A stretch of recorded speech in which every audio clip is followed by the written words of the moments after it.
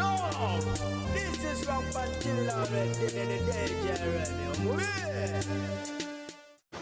Abayimbi mu biti ebyenjawulo olunaku olw'eggulo bawerekeddeko omuyimbi munnaabwe King Michael okubanga ate awummuza omubiri gwa mutabani we ku bijja by'abajjajjabe. Ku pije Danyuza Nkakwoli omulungi omwagalwa agyekumiddeko nkwanirizaako mu ddakiika eno yennyini era nga ngamba nti wasuzeeyo otya era osibyeyo otya olunaku olwaleero kansubire nti oli bulungi. Bino bye bigambo by'omukulu amanyiddwa nga DJ Michael ng'asiibula mutabani we Eric. Nange mwebale nnyo mwebalire ddala mami wange omulungi mwebale nnyo mwebalire ddala okunkuza mu nkuza ennungi eri nti abantu tebanneekokkola bawola basigala baagala okubanga ndi mukwano gwabwe ngera Eriki wabadde mukwano gwammwe mbadde ngezaako omuwa ku notisi mama wange zeyankulizaako ate era nga ne mama amwongerezaako kubanga wali akyali mulamu Katonda yabale tukuuma nti ekyali mulamu yensonga lwaki naffe ekkubo lye tuyitamu tetusanga nnyo biwonvu. Eriki mutabani wange omukulu mumanyi ebiseera bya haso ng'ozaala omwana we asooka ng'omuvubuka ng'okyekyanga mumanyi haso eyo kuba omwana alidde ki anywedde ki oyiyiza otya abeerewo otegeera omwana we asoose waliwo essanyu endowooza buli omu yali alifunyeko ku mwana we asoose nate waliwo ennaku ng'omwana wo asoose akoze ki agenze. So Eriki nadde njogera naye naye nga mbuulira ebigambo dadi lwaki tukola kino nakino dadi abantu bakwogerako bebatinewe bati dadi kinekine kiti nanange nga dadi olumummuzaamu ebbooku nga taata naye nga mpulidde mutabani kyakoze ki kyaŋambye. Nakwebaza manager Norris aba Voxi mwebale nnyo okuba nti mutabani wange mubadde mubeera naye. Nakwebaza aba Happy Boys omukulu wa Happy Boys webale nnyo okuba nti mutabani wange obadde omukuuma n'abalala bonna abadde babeera ne mutabani wange mu ndongo eyo kyabadde mwebale nnyo okuba nti mumukuumye teyalwadde babadde babisuubira nti omuntu babeera mu bidongo abagenda kufunayo ebirwadde nedda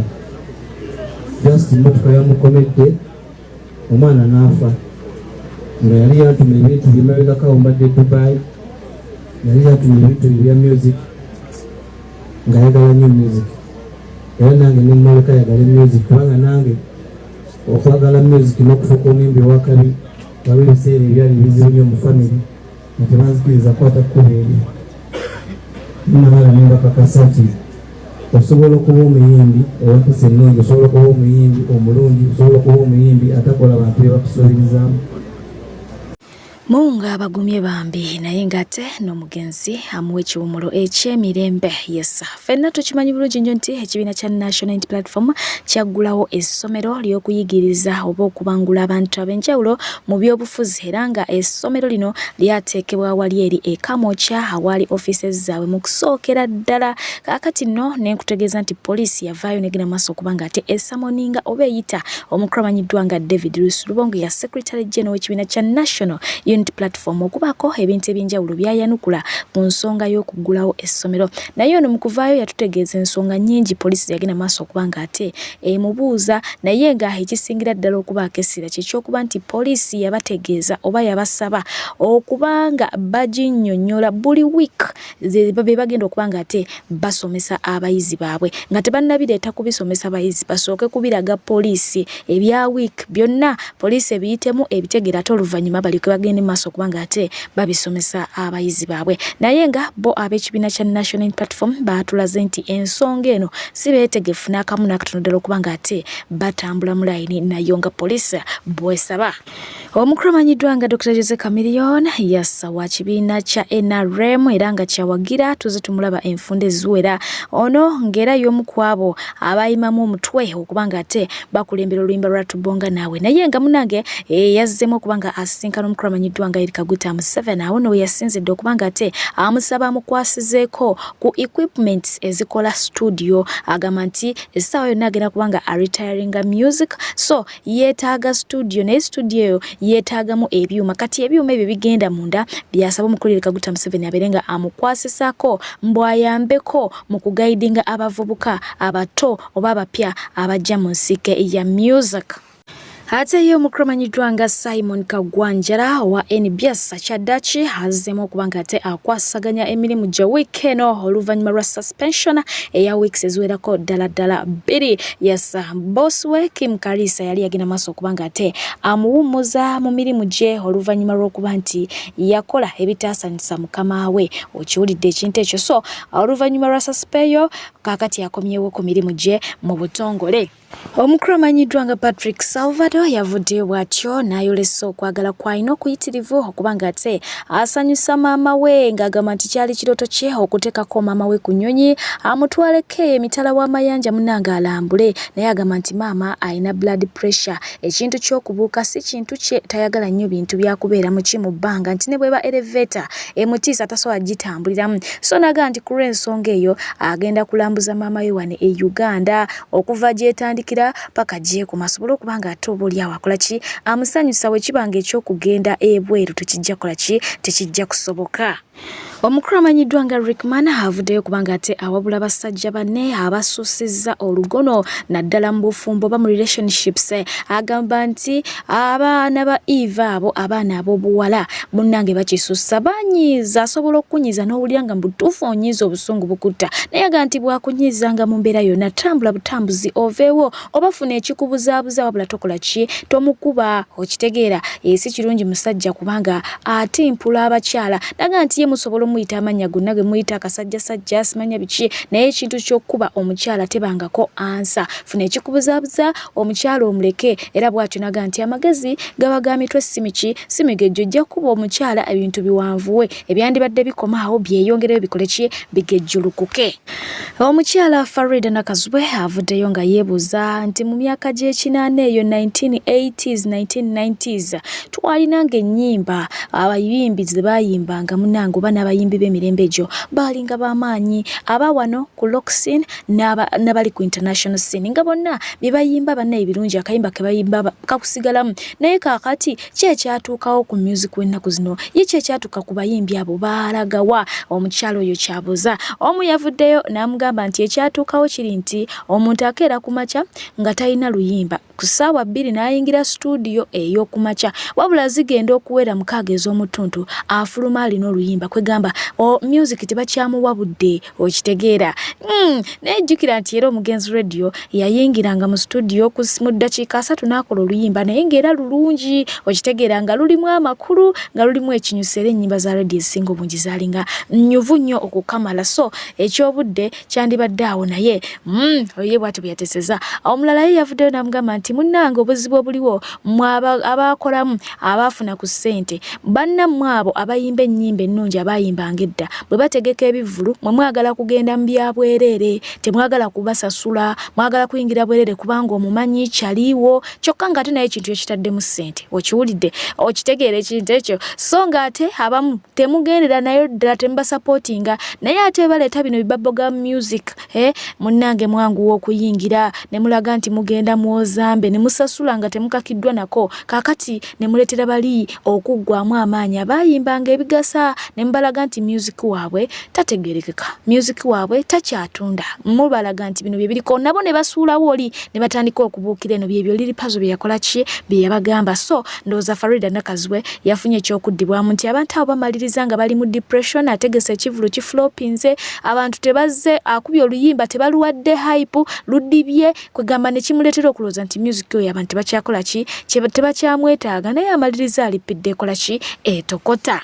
Meanwhile, ng'abakyala bangi bavuddeyo kubanga tebasanjaga omukulu amanyiddwa nga Andrew Chamagero olwa statement gye yakola. Ye omukulu amanyiddwa nga Wyke Benda yavuddeyo bw'atyo n'abeera ng'ataasaidinga naye n'agamba nti bannange omusajja muleke buli maka n'ebyago okitegeera gw'olina by'okola mu maka go nze bye sikola mugange. Kakati ye Chamagero wabanga bw'atyo bw'ali ne mukyala we ng'ekyo kye kibawa emirembe mubaleke kubanga eriyo n'abo abakkiriza okufumba n'afumba n'ayoza. Tulabe ku Vivian Tendo omwami ayoza agoya posho byonna kola atengo omwami agamba nti ye ayagala. Kakati agamba nti nabo nabo gye bali buli omu mukole ki mumuleke wawulirira emirembe. Agamba nti mulimu n'abo batagala nakola mirimu nga go gwabwe gwa kugula biyidde wabweru ne balya ne bagenda out mu bibala ne banywa omwenge nga bwe bulamu bati bagala obutambuza ne babeerawo ate nga munange basanyufu mu ki mu bufumbo bwabwe. So ye Wyke Benda bw'ati yagenze maaso okubanga akola ki abakkakkanya nti Chamagero muleke temukomerera nnyo buli omu ayina engeri gy'atambuzaamu ebintu bye mu maka ge. Amateeka ago tegajja kukola mu maka gange okitegedde ekintu ekyo bw'atyo bwe yabagambye. Akatambi kano kakutte ku bangi oye Bruno Betty ne mukyala we Yassa era nga munange awo batulaga mbu omukyala alinga eyesamula omwami awo kiraba bwamusindika mu kaawo mukono mpola mpola munange ngalaga nti si musanyufu naye ng'omwami ate ye musanyufu. Gano nno gabadde mazaalibwa ga mwana muwala ono wabula nga akatambi kano ba social media in-laws bakeesibyeko nnyo nga bagamba mbu omugole ono teyabadde musanyufu wadde bamukoledde pata alinga bye yabadde tayagala okitegeera naye nga waliwo abavuddeyo kutwaza Bruno Betty mbu yakola obwenzi gye buvuddeko awo byabadde awo mu comment section mbu kaakati amala okukola obwenzi atajja yeetegesa obukolo mbu omwana munyiivu Teddy si musanyufu naye nga bo ba social media in-laws basobodde okubanga ate bakinotisinga weewaawo ngera kuba nga ate ntwala omukisa guno okubategeeza abalungi nti mukwano Sheikh Ashraf oba Sheikh Ashraf waali nnyo okubanga munange akolombera eddwa oba akusomera eddwa jangu aberenga munanga kunazaako ebisiraani kyonna ekikutte ekyasiba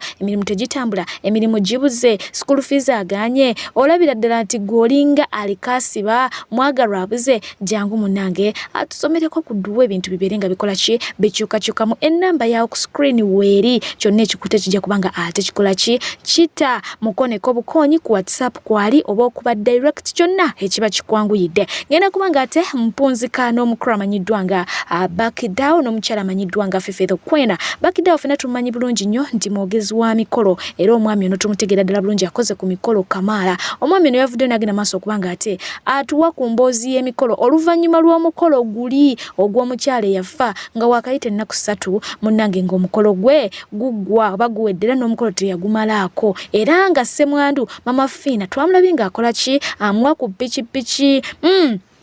omukulu ono yavuddeyo kubanga kibadde kisusse era abantu bangi bafuna ebizibu immediately after mikolo even before mikolo bw'oyita mu comment section lw'omanya nti munnange emikolo mizibu oba si mirungi egisinga obungi koza abantu abatwetolodde ebiseera ebisinga they are not good ate tuba tetumanyi munnange comment section ejjudde abantu nti nze oluvannyuma lw'okwanjula omwami teyadda nze oluvannyuma lw'okukyala buli kimu kyagootaana nze oluvannyuma lwa kino kwegamba bakulagira ddala nti emikolo bw'ogisimatuka oyisa buyisa mukono maaso ne webaza Katonda. Bakidawo yetotodde bingi ebize bibeera ku mikolo egy'enjawulo naye nga byonna byekuusa ku malogo. Abakobe bateera eddagala mu mpombo, abakobe bateera eddagala mu ntebe waba bagenda okutuula, abako nga babakolera ddala ebintu basobole okubakyusa sinakindi balemena kudda kutwala bakyala baabwe wabula nga ate omukyala Fifi the Queen awe yasinzidde n'agamba nti nsazeewo okubawa series okitegeera ezikwatagana n'emikolo egy'enjawulo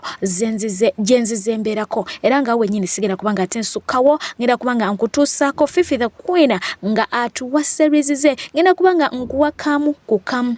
ku kamu yes kakati nzikiriza tutandike ne guno omukolo gwe yatandikiddeko mu video yaffe enaddako nja kuddizaako omukolo ogunaabaguzeeko paka Fifi lwakola ki lwali gimalayo munnange ofunemu ekyokuyiga nti ebiseera ebisinga abantu betwetololeramu oba betutambuliramu oba betwesiga si tebalinga betulowooza mbadde pije okubanga ate nkuweereza nenga nyongera okutegeeza nti for airport pick up mukwano tolonzalonza tomagamaga come in my box ate obeerenga munnange ompagirako nsaba busabi omulungi ampuliriza ate kumina mpera asigale nga abankumidde abanjagalire mubeere bulungi mweraba.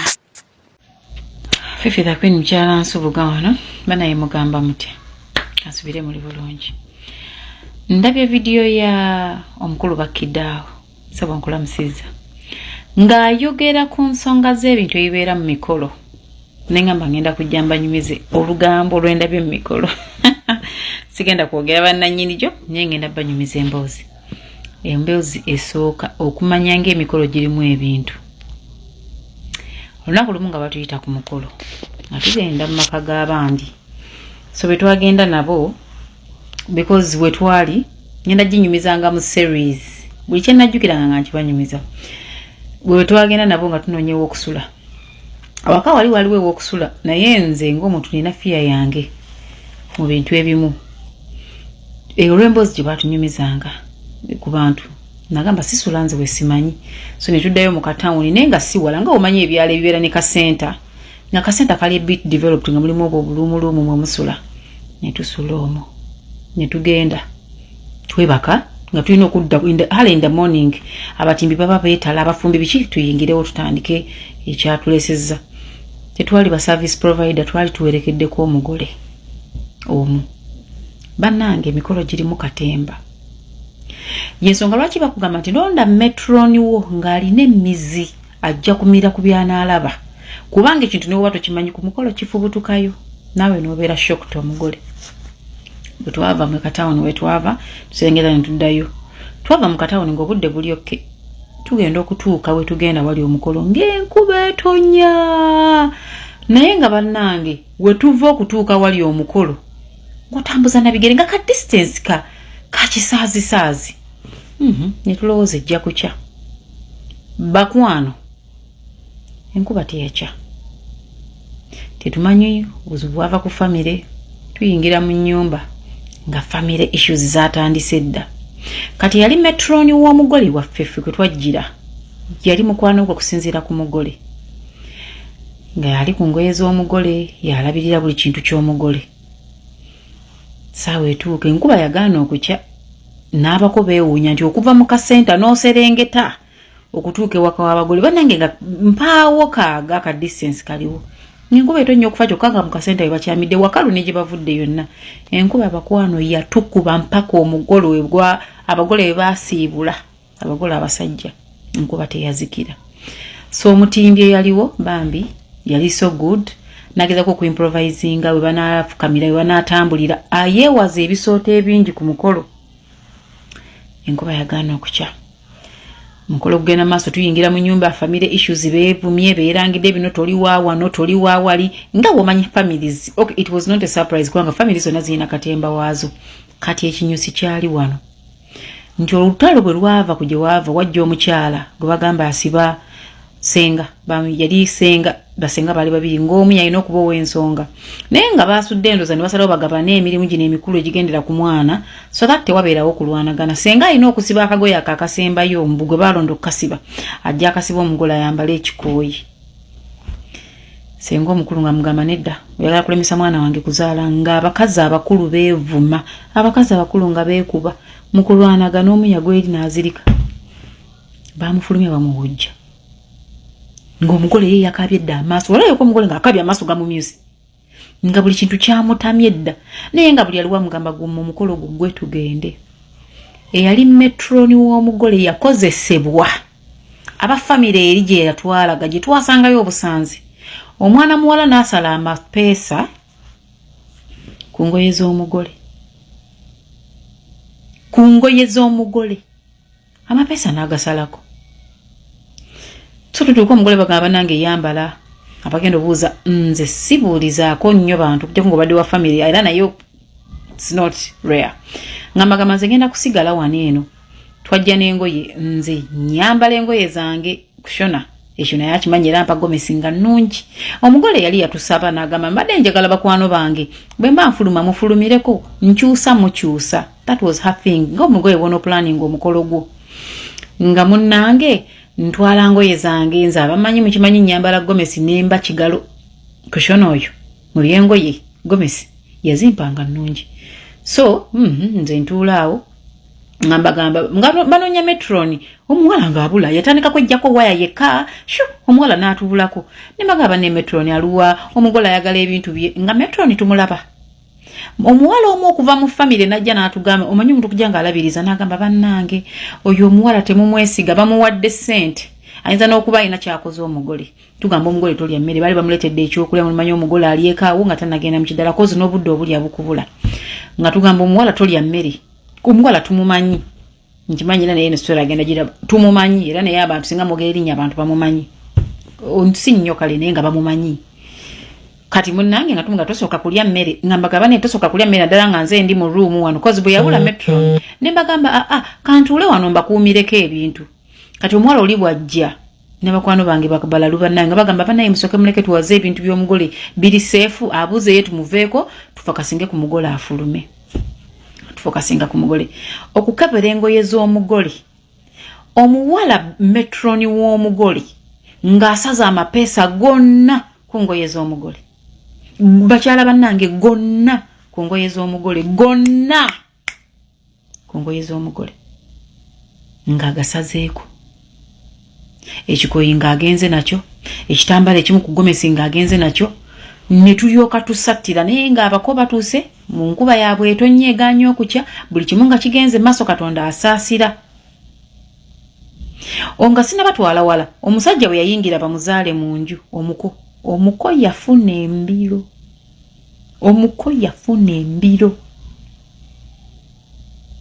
nga tasobola kutuula mu kifo kumala ddakiika bwe bamala okuzaala omuko embiro ne ziwona ekintu bakiddawo kyagambye nti emigolo girimu ebintu bannange girimu ebintu nze ndabye ebintu ku mikolo gy'abantu kwembadde n'ennyongero kakasa nti sitaani abeera mu mikolo ne batugamba omuko okujja yava mu kkomera samuhawo baamusiba samuhawo oyo yenna nga sitaani omuwala ajja tunoonya gomesi zibula ngambagamba nze siina nnyo nsonga entwala mu kidaala ayambala gomesi ze nagiddemu ngambagamba naye nze sambala kikoyi sikirina tufune gwe twambula ekikoyi tusibe omugole nze nina nnyo olugezigezi naye lunnyambye ngambagamba bwe mbanga nze ndi mu kisenge muno saagalamu ayingira mbumbuuza ku mugole saagalamu ayingira mbu nina kyendetedde omugole tutaase omuwala ono agende omukolo guggwe nga nkwata ngoye nga nziwa mugole naye tebaamanya nti omugole tumuwadde engoye omu ku basenga b'omuwala ng'ayogera misana nga buli muntu awulira ng'agamba bamuwaana kale katulabe bw'anaafuluma gomanyi olwana omukolo gubeewo naye nga famire ye kusika guleme kubaawo nga tonalowooza nakubabi bali bweru wa famire abantu ababi bali muzi famire senga yatema akakule bamuwaana katulabe mwana afuluma nga ye tamanyi nti ffe twayimprovise nze dda nkwata gomesi zange nga nziwa omugole ng'akola appearance ku gomesi esooka ng'akola appearance ne gomesi ey'okubiri ekiteteeyi omuwala yamuyamba teyakisala gwali mushanana teyaguwa no attention teyagusala naye nga agamba mukwano gwe bawangadde baludde ebbanga gwe kakasa nti sitaani gyali mu dakiika budakiika yasanga famire gyatamanyi nemukyayisa ono gwawangadde naye ebbanga ng'omuwala afulumira mu gomesi because nze ntambulira mu gomesi nnungi nyambala gomesi z'abagole ng'omuwala afuluma kati bwe yafulumanga nga ngimuggyako nga ngipakinga kubanga naye ntegedde obuzibu obuliwo nga tebasala gomesi ne tuvaano nga ne gomesi tetuzirina ng'omuwala akola omukolo bwe gwaggwa bayingiza ebintu nga brother w'omuwala mugamba paakinga tosula wano togaba bintu maama yafa taata yafa beegabira ebintu byabwe bye bamanyi genda otaasa obulamu bwo kati omuwala oli yatubbira ngagamba bannange nange temundeka abategedde nti nze nabagambye ngambagamba nze mu mmotoka yange sivuga muntu sigenda mu ntalo za famire bagende batusuule ku kabenje ku lw'omuntu wa famire gwe tutwala omugole waffe bwe twali tuvuddeyo naye avuga emmotoka yadduka ava mu kyalo mukwano baamutomera mukama yataasa teyamenyeka naye baamutomera emmotoka nga bw'ogitunulako nti omukolo yaguyingira na ssanyu n'aguvaamu n'ebizibu emitwalo 10 ngenda banyumiza series z'emikolo n'ebintu by'emikolo nzege gye babinyinyonnyolamu n'embiyiganyira n'embiwanya ekitiibwa nti eriyo bye sita nga ngukoze nti bino byange mbifiirako sita kange sibigabanyiza muntu wakiri bigende bivundira ewange eriyo ebintu ebika by'ebintu batagaba ku mikolo nga bakwasizza oba nga ofumbiddwa ku lw'ensonga famire ziyina drama emikolo giyina drama ngenda banyumiza drama w'emikolo waliwo omulala gye twagenda ne batugoba ogwo nagwo nguleeta ne batugoba taata w'omuwala n'atugoba nga buli kintu kikoleddwa naye yatugoba omugole tebaamutuwa aya